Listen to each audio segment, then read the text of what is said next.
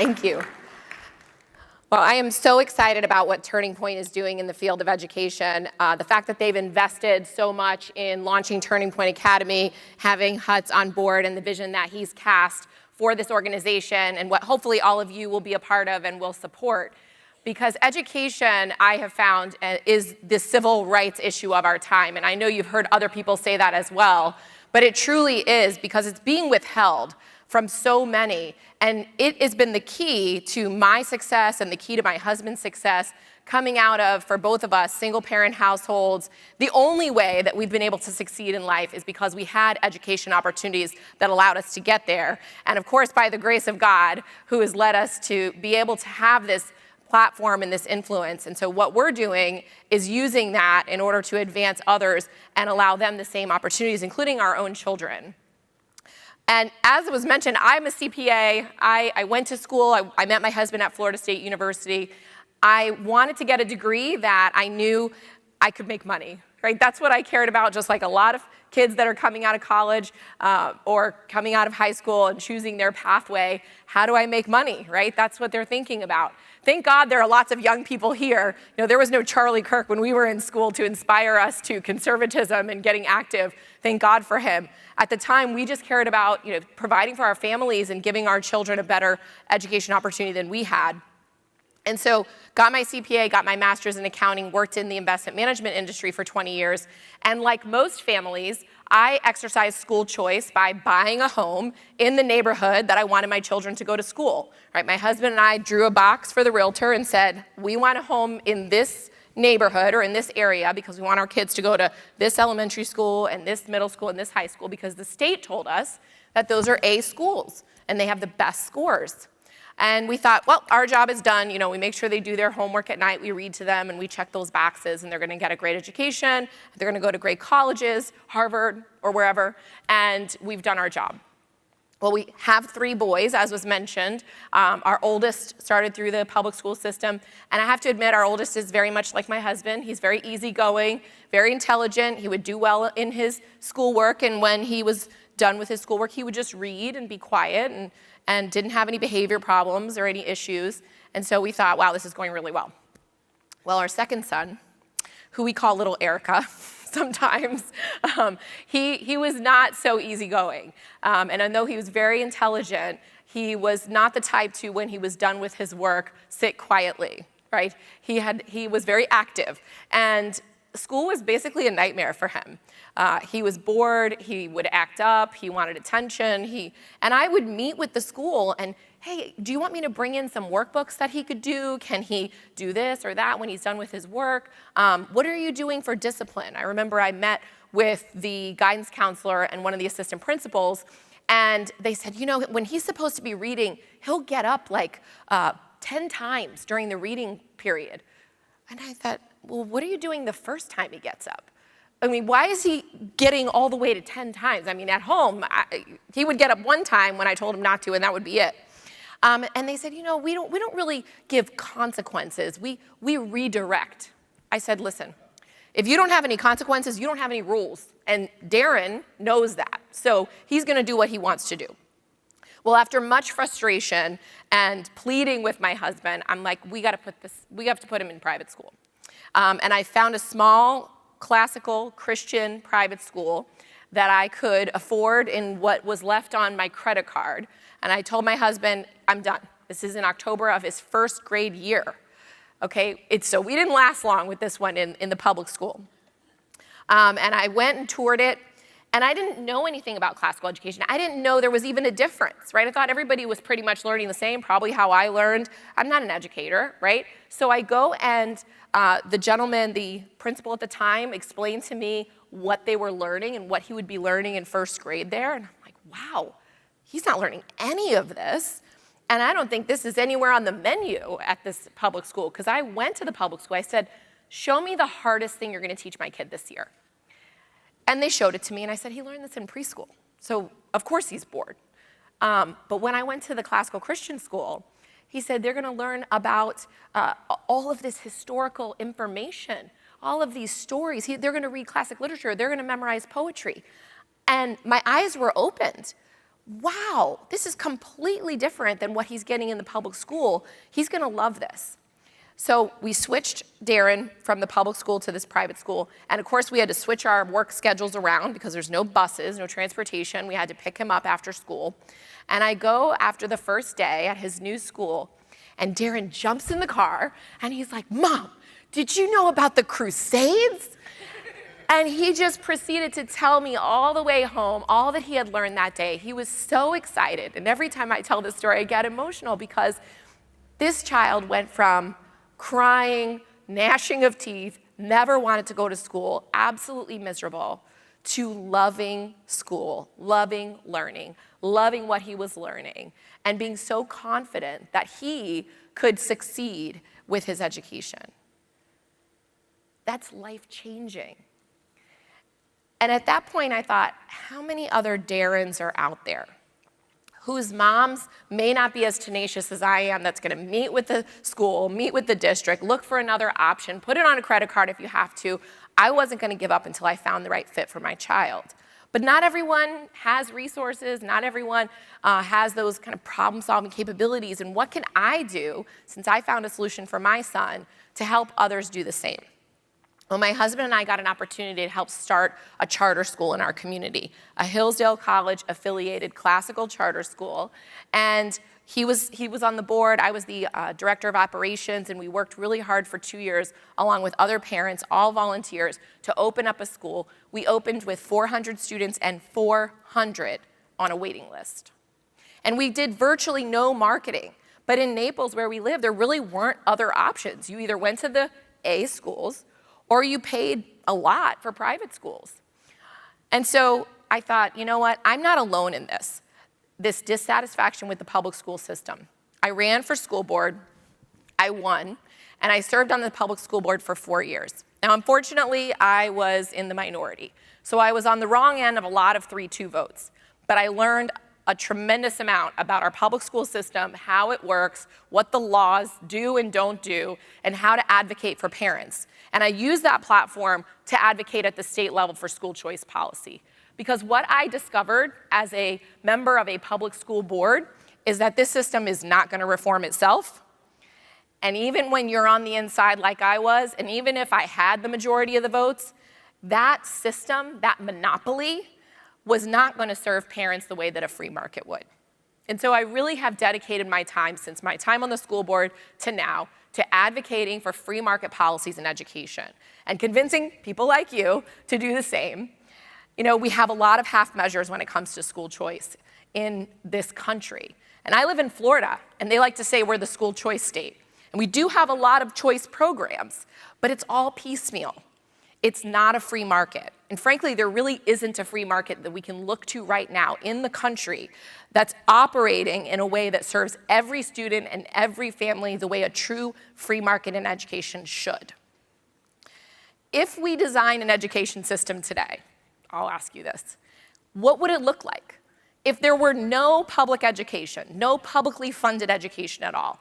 And we said, we want to fund education for every single student in the United States. We want to do it in the most efficient way possible. We know now in 2022 that all students learn differently, that parents have different values and different priorities, that people have different schedules, different work-life balance, they learn in different ways. What it would look like?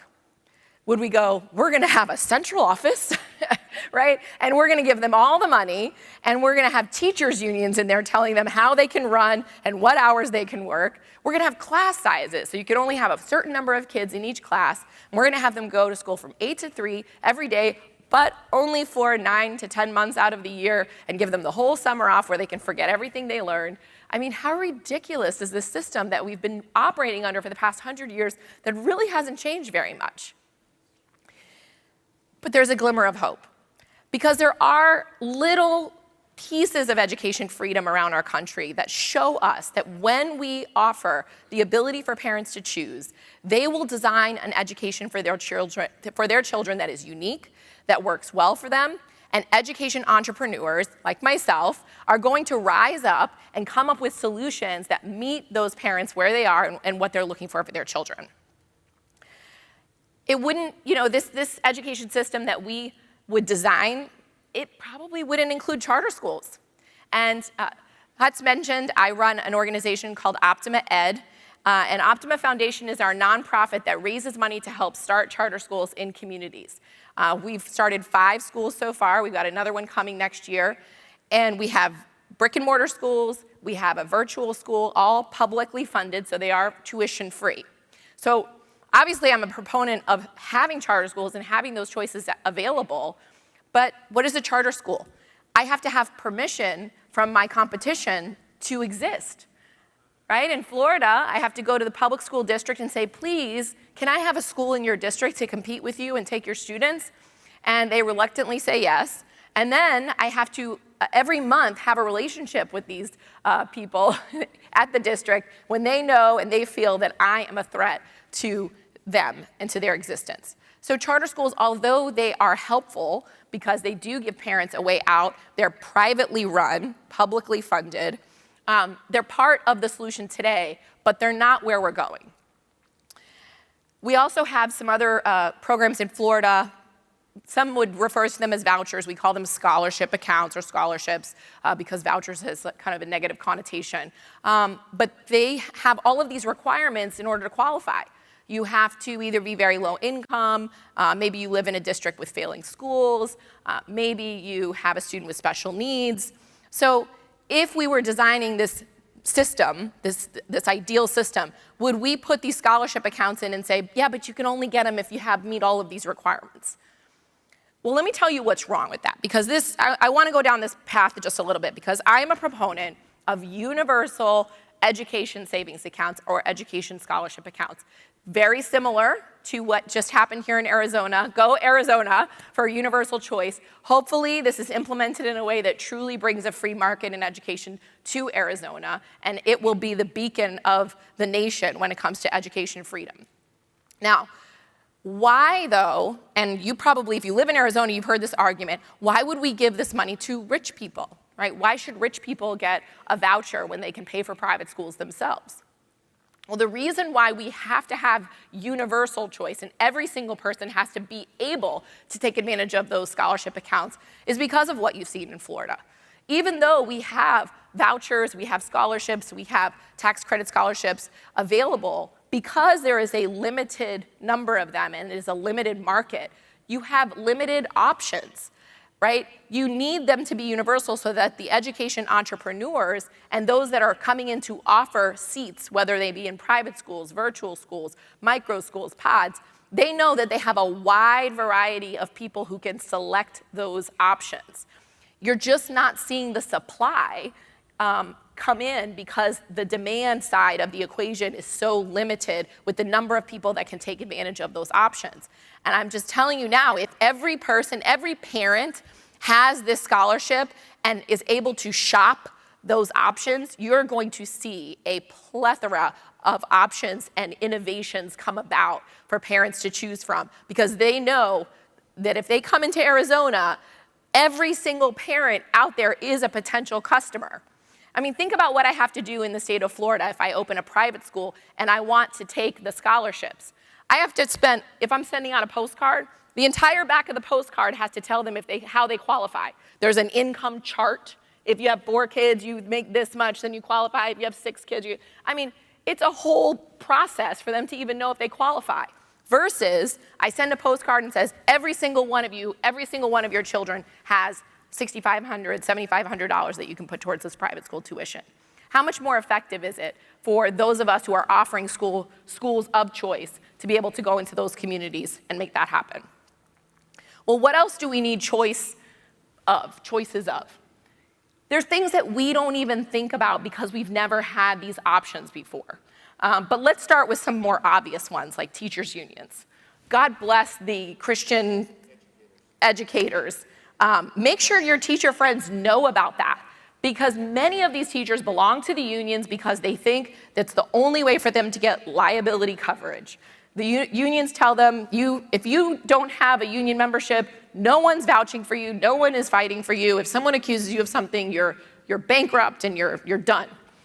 So yes, we need to make sure our teacher friends understand they do have options. But unions, I'm going to tell you a story. This is the story that I use as an example. When I was on the school board, We have an area of our community that is a very transient, low-income community.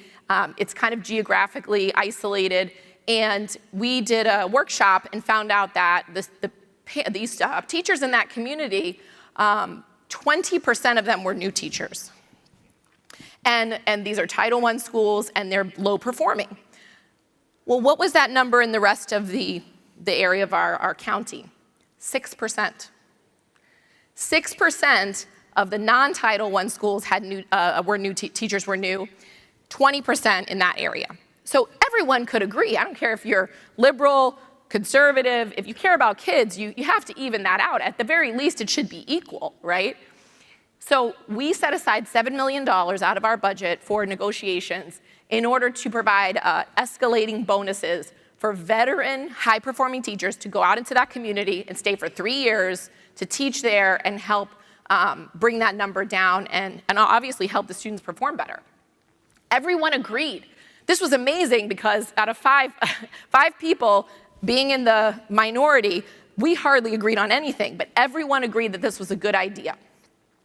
So we send it to the union bargaining table, and what comes back?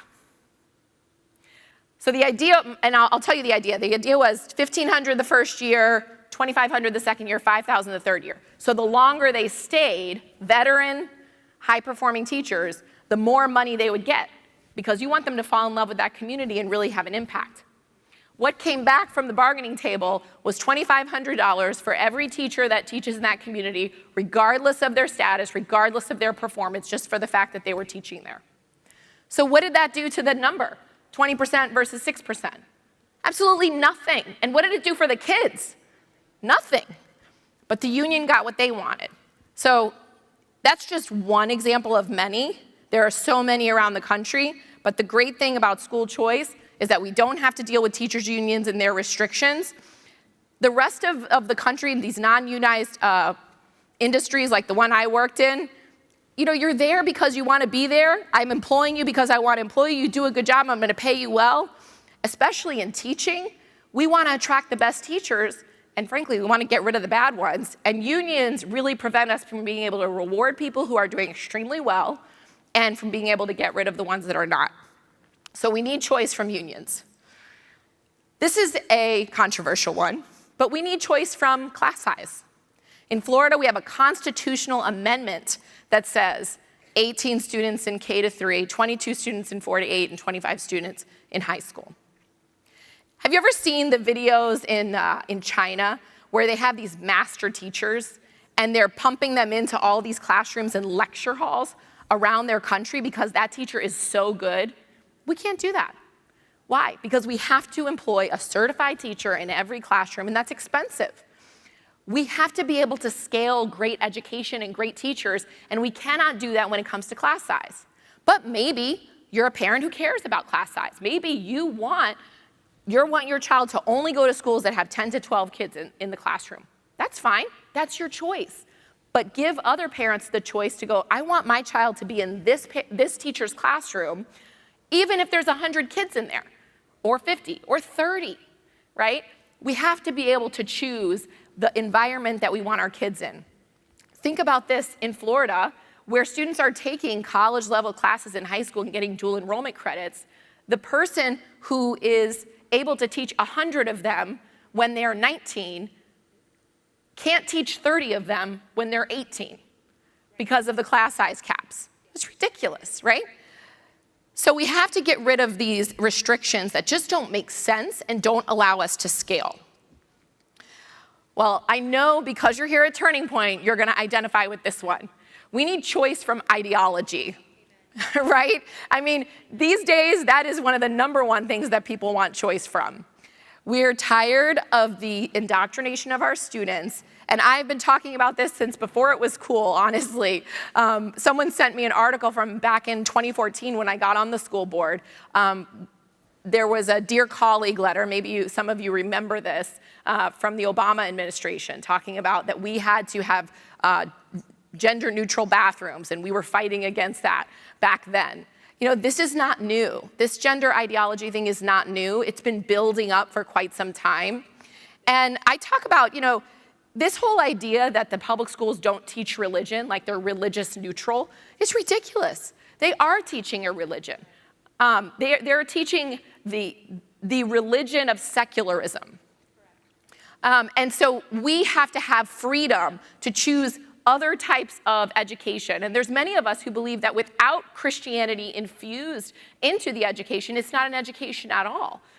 And those who don't want any religion aspect in their schools, I want them to be able to choose that as well. Or maybe they're Jewish or Muslim and they want that infused into the education. I think everyone should be able to practice their values throughout their children's upbringing, including what happens between the hours of 8 and 3. And we cannot do that with a universal education system in the manner that it is today. Now, things like was mentioned, Hurricane Ian. If we had universal choice, I'll tell you, this brought up some very interesting problems in our community because our community is absolutely devastated from Hurricane Ian. Fort Myers Beach, Sanibel, wiped out completely, and their schools are wiped out. And they had small schools that were operating both on the islands, and they're wondering, how do we rebuild these schools? The districts don't have the money, and they don't want to spend the money because there's only X number of kids there, right? So these communities are scrambling because they're looking to a district who is trying to prioritize 75,000 students, and what are they going to do for 75,000 students? The 80 students on Fort Myers Beach, or the however many on Sanibel, about the same number probably, that's not their priority. They have to prioritize the whole district. And so these parents don't know what to do. They're not getting the resources that they need. The district says, we'll just bus the kids off of Fort Myers Beach and into the neighboring community. That's not what parents want. Well, the answer is give the parents the money and let them create a school that works for their community. If we had universal choice, it would be no question. The parents wouldn't even have to talk to the district. They would come together, they would find solutions, they would hire teachers, they would open the school, it would already be done. But here we are in December, and they don't have a school. Their kids are getting up at 6 o'clock in the morning and getting on a bus to ride for an hour and a half. Parents are amazing. They solve problems quickly, especially when it comes to their children, right? And so things like the Hurricane Ian and, of course, the pandemic show us what's possible if parents do have options. You know, going back to the pandemic, we've got pandemic pods, right, that propped up all over the country, where families needed school to happen. The schools were closed because of the teachers' unions, right? And so families came together, hired a teacher or a tutor or somebody to watch the kids and help them stay on track with their studies.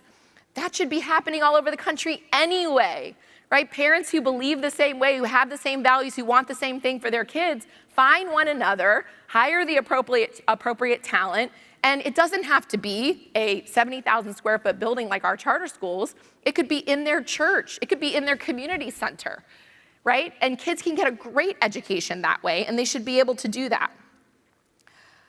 I always talk about universal choice and education freedom as opposed to charter schools, vouchers, ESAs, because we have to get in the mindset of advocating for the ideal. That's what the Democrats do.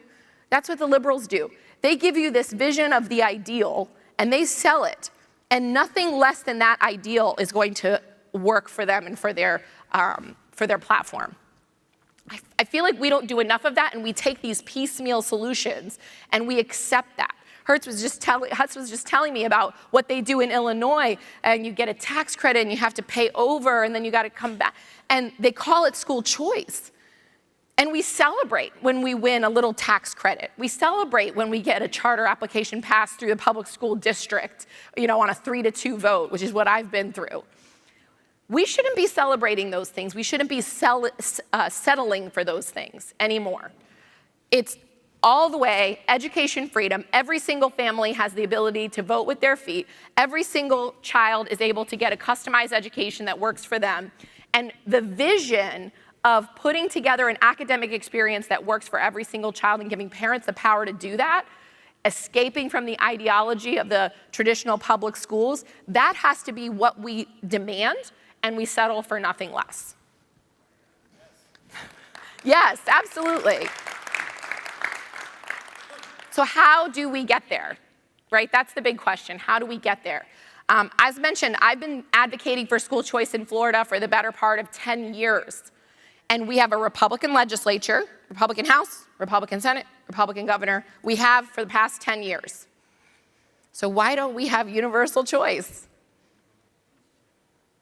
Right? They're not doing it.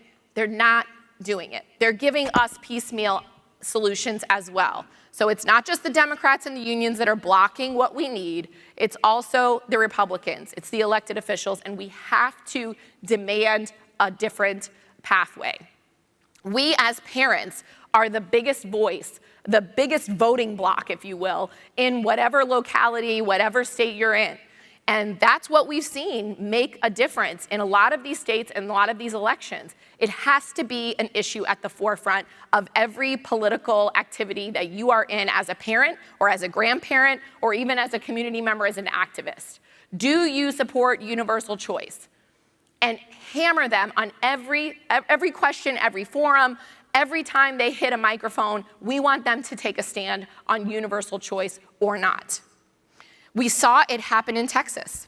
Very exciting things happening in Texas, because Texas has been known in the school choice community to be anti-choice, despite, again, a very deep red state, Republican legislature, Republican governor. But why do they not have really even some of the more basic forms of school choice, like charter schools? They have them, but they don't really have them, right? You can't really get them approved, because rural communities and these very powerful superintendents, who sometimes are the most powerful person in that community is the superintendent, especially if they're elected, they're the ones influencing the legislature. But what we saw happen, especially during the pandemic when schools were closed, is parents started demanding that they have more options, more choices, and that they don't have to come out of pocket to pay for those, but that the state of Texas should be doing that. And so these forums in the governor's race, they kept asking, do you support universal choice? Do you support universal choice? And they have the Governor Abbott, on the record multiple times saying that, and now he himself has kind of taken the mantle, seeing that it's a winning issue, that he's going to carry it across. Now, we'll see what happens, right? They say a lot of things during the elections, but we cannot stop and we cannot settle. We have to be the advocates for change. We have to see the free market really take hold in education, and hopefully in places like Arizona, who actually have been bold and passed universal choice, we'll see a flood of options come in here to the state and flourish, and parents have options, and the customization of education takes hold here, and we can go to other states and go, look what happened in Arizona. Look at how their scores have improved. Look how parents are satisfied with these options that they have. And look at how the free market has brought education innovations that we didn't even imagine were possible. Because that's what's going to happen. We're over here thinking, well, if they have universal choice, they'll have private schools and they can choose these types of schools. We cannot imagine what innovations take place when the free market is really thriving and flourishing in education. We've never seen it. We've never seen it, and I would contend, and I'm sure you would agree with me, your cell phone, if that industry worked like the public school system, there's no way we would have the options that we have in terms of cell phones and smartphones and apps and all that. It's because there's a free market that we have all of those things. So just imagine, if you can, what's possible with a free market in the education space. Last thing I'm going to tell you. There is a stigma associated with profit in education. And I have both a nonprofit and a for-profit company in the education space. We run schools, we have curriculum, and we help a lot of schools and nonprofits with what they're doing. But until we destigmatize the profit motive in education, we will not see that flourishing of the free market in that space. Why shouldn't people with great ideas and great innovations be able to make money off of them? We believe in capitalism, right? So we have to, when we advocate for these policies, we have to make sure that the education entrepreneurs can be rewarded for their work, and we invite them into the free market space of education to benefit our kids, to benefit our families, and ultimately to benefit our country long term, because our country is at stake. It's a national emergency. So freedom in education is the future. It is the only way forward. So thank you so much for your time, and thank you for your activism.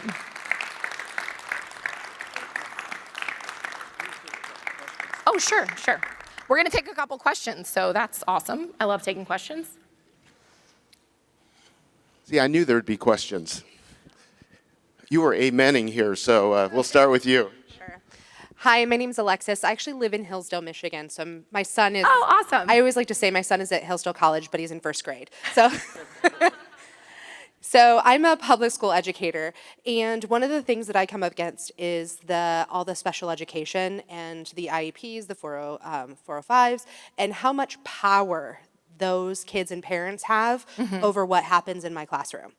And so do you have any, and that's all federal, so there's nothing that can be really done at the state level. Is there any kind of push to roll back because I have had to do some crazy demands of parents for special needs children, and not that I wouldn't, but taking away from the other 20 kids in my class because I have to do this special thing for this one kid in my class.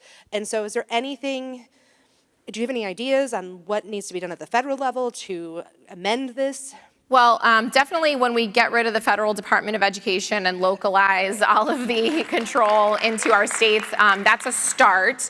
But yeah, it's so tied up and twisted because they're doing things like this, and probably if you don't have children in school or you don't have students with special needs, you don't know these acronyms, but an IEP, an individual education plan, 504 plans, students with gifted or other special needs, these teachers are hogtied. They might have 15 of these plans in their classroom that all say the child needs to learn a different way, right? 15 different things.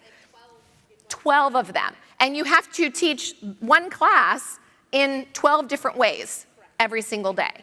Is there a better argument for school choice than that right there? Shouldn't the parents who, obviously they want the education to work for their children, that's fine. We want that for them. But that's why the traditional public school system cannot be all things to all people. Your classroom cannot be all things to all people. It can't be all things for 12 people who want different things and want a different way of learning. And so I go back to, a lot of the problems in education, we're trying to solve them with the wrong solutions because you try to solve it in your classroom or in your school, and it's impossible to do and do it well. Those families need to be able to choose the type of school and classroom where their child learns best, and they can't do that if they don't have the funding to go to another school. In Michigan, they have charter schools, but they don't have enough choice there either, and especially with their current governor. But Hillsdale is awesome, and so yeah, as a teacher, I do sympathize. School choice is great for teachers as well, though. And we need to convince teachers that too. Charter schools aren't a threat to you in your profession. They actually give you another option, another place to teach in a way that works best for you. And the more choices we have, the better we can compete on salaries, benefits, and things like that for teachers to be able to teach somewhere outside of the traditional public school system. Yes? Yeah, thank you so much. I deliberately went down from university level to teaching in a classical Christian school because to me, I think it is the hope of education. Thank you for doing that. And I think a lot of people don't know about it. And my question is a political one. When I teach in California, so when I hear we want to turn it over to the states, I weep because Satan owns our legislature. And so in Trump's first 2 years, we owned Congress and the White House, and he appointed a Secretary of Education who was pro-voucher. And yep.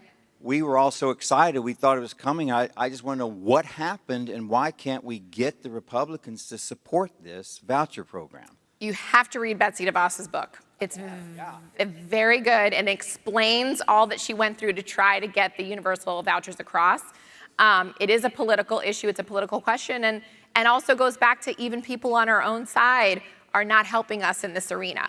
Hostages No More is Betsy DeVos's book. It explains her time as Secretary of Education. It's excellent and really goes into detail about why she wasn't able to get it done at the federal level, but also there is an opportunity at the federal level to incentivize states to have these programs without the federal government running them, but providing an incentive for states to run their own. And I think that's something that we should be able to get done with the right congressional efforts.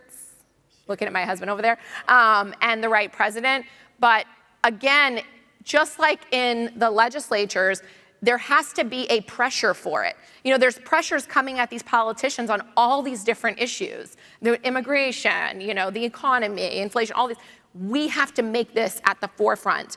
get them on the record and make sure that they're making it a priority. And we have to kind of give them cover on the things that are not as palatable to others. So we have to be advocates so that it makes it safer for them to make those decisions for us.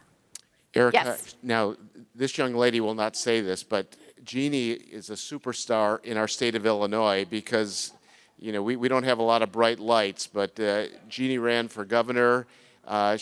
Unfortunately, she didn't win, and Illinois is the worst for it, but she's involved in a lot of great things. She's been a state representative, state senator, and I'm glad you're here today. Yes, thank you for your service. Thank you. Well, yeah, I mean, in Illinois, we have a lot of education problems, and this is something near and dear to my heart because when I was a state rep, I was on numerous education committees. And we do have the problem that it's a bipartisan issue where they don't want to do anything. You know, 1/3 of our kids statewide read and do math at grade level. You talk about a civil rights issue. We literally have schools where 0% of the kids, and usually they're 100% minorities Right. education systems, 0% read or do math at grade level. And it is a civil rights issue. So how do we turn that into a national movement about it being a civil rights issue? I think we need really, literally broad national attention on this in order to turn the tide, because in the state of Illinois, so many people are lulled in the fact, well, I moved to so-and-so district, so it's got to be good. And Right. it's not. We have wealthy districts where only less than half the kids read or do math at grade level. It is so hard to wake up parents because they're so comfortable in their knowledge that they don't want to hear the truth. Yeah. We need, you're right, this is a civil rights issue. And how do we make that a movement?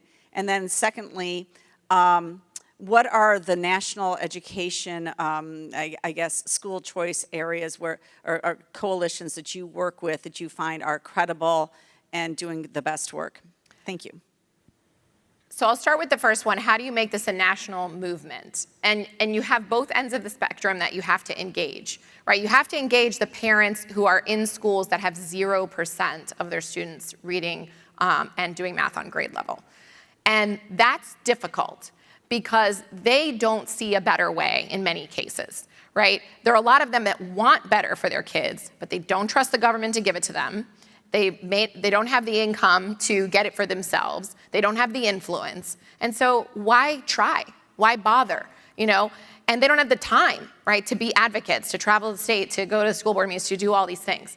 And so we not only have to engage them in there is a better way and here it is and you should be using your voice to fight for these things. And we see more of that now than we have in the past.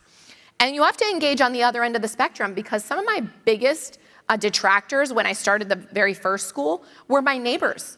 They were mad at me because me starting a charter school when I live in the best A school district in the county said something about them in a way that they chose this school. It's not good enough for me then, maybe it's not good enough for them, or they're choosing a school that's substandard because I want to choose something else. And so those parents I was like shunned from the neighborhood little parties and whatnot because I started this charter school because it told them that our school wasn't good enough. And how dare I, right? So both ends of the spectrum needed to be engaged. On this end, the pandemic engaged those moms, the suburban moms who were super anti-choice because they didn't want money to come out of their good public schools to go to school choice. When the schools weren't opening, when they saw what was being taught and what wasn't being taught, when the students were at home, they rose up and now they want choice. They want options. Great. So that has started the ball rolling over here.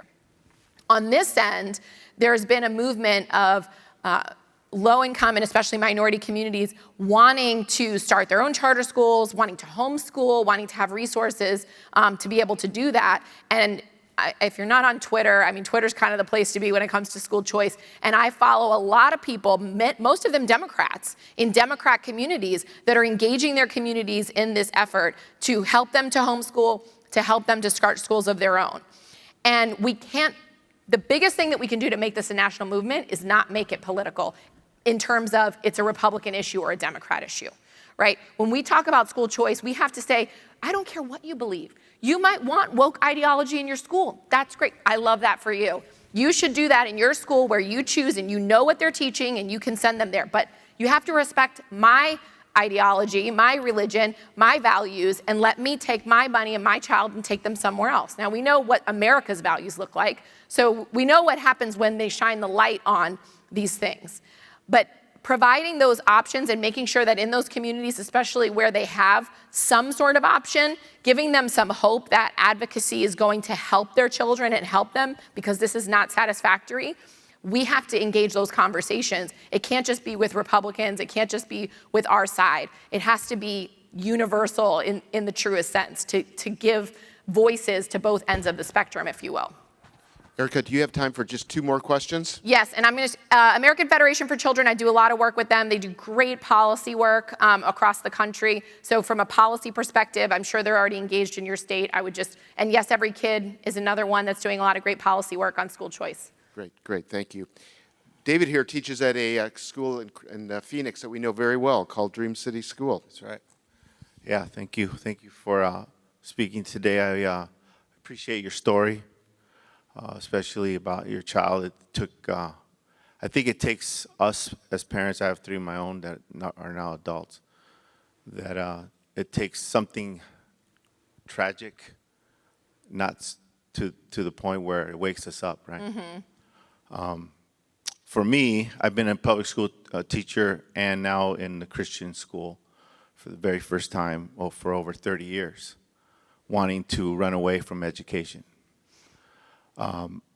My question is, if you had to start, because I'm thinking of starting a podcast as an educator, if you had to start a podcast to get the word out, and I think I've got some good ideas over here, just sort of confirm civil rights issue, what would your podcast be like?